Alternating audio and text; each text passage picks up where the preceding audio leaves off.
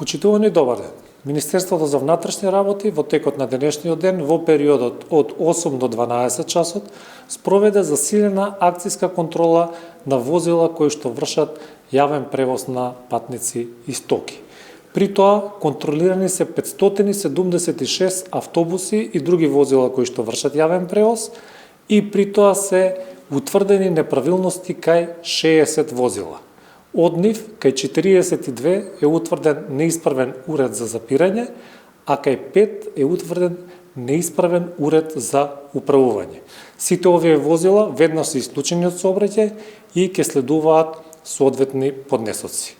Покрај тоа, од инспектори од Државниот инспекторат за патен сообраќај и од инспектори од локалните самоуправи, утврдени се неправилности кај 18 возила кои што превезувале патници без затоа да имаат потребна лиценца.